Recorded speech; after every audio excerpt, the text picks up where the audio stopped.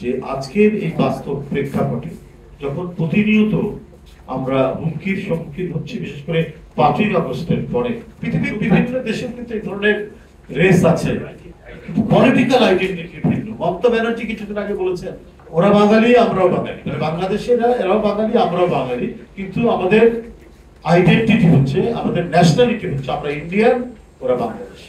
শেখ হাসিনা বাঙালি বাঙালি করতে করতে তার মুখে ঘা পেয়ে গেছে, কিন্তু পাসপোর্টে কিন্তু বাংলাদেশিটা লিখতেই হয়েছে, যেটা এত সত্য, এটা এত বাস্তব, আবার পলিটিক্যাল বাউন্ডারিকে এত বেশি চিহ্নিত করে, আবার স্বাধীন সত্তাকে এত বেশি নিশ্চিত করে যে বাংলাদেশি জাতীয়তাবাদের বিরুদ্ধে নানা ধরনের অপপ্রচার দিয়েও শেখ হাসিনা পাসপোর্টের মধ্যে ওটা রেখে দিতে বাধ্য হয়েছে।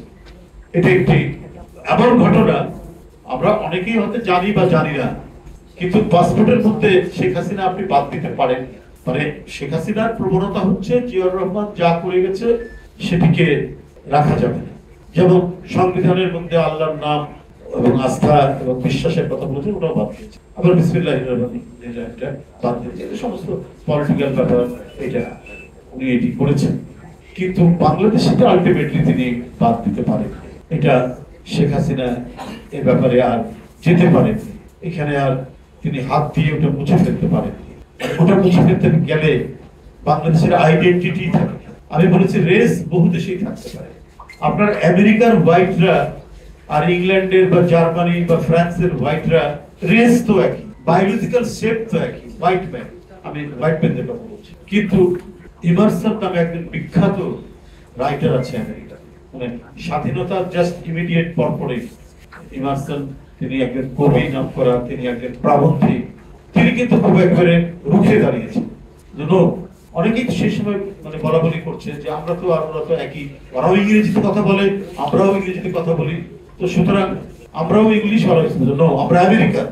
এই ইমারসনের সেদিনের সেই আত্মবিশ্বাস এবং তার যে অহংকার, এইটা আমেরিকান জাতিগোষ্ঠীকে, তারা যে নিজস্ব একটা জাতিসত্তা, সেই জাতিসত্তা একটা ডিফারেন্ট জাতিসত্তা, সেটা আরো বেশি প্রস্ফুটিত হয়েছে। ইমারসনের কবিতা থেকে শুরু করে এর পরবর্তী হোয়াইট ম্যান এবং অন্যান্য যে সমস্ত কবি, তাদের এই জাতীয়তাবোধগুলো, আমেরিকান জাতীয়তাবোধগুলো, কবিতা, প্রবন্ধ এবং ছোট গল্প, এডগার অ্যালান পো, সবগুলোই হচ্ছে আমেরিকান মৃত্তিকাকে ঘিরে।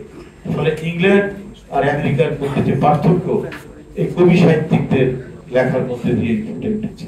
যাই হোক, আমি অন্য রাজনৈতিক প্রসঙ্গ আমি সেইভাবে আর তুলে ধরতে চাই না। আমি শুধুমাত্র একটি কথা বলবো, একটি প্রসঙ্গ, যে আজকের এই বাস্তব প্রেক্ষাপটে যখন প্রতিনিয়ত আমরা হুমকির সম্মুখীন হচ্ছি, বিশেষ করে 5ই আগস্টের পরে, তখন বিভাজনের এত সুর যে অমুক খারাপ আমরা ভালো, আপনি ভালো, সেটা খোঁজ করতে গিয়ে দেখা যাচ্ছে যে না, বালু মহলের সাথে বিএনপির লোক জড়িত যদি থাকে, জামাতের লোকও জড়িত আছে, সেটাও গণমাধ্যমে আসে।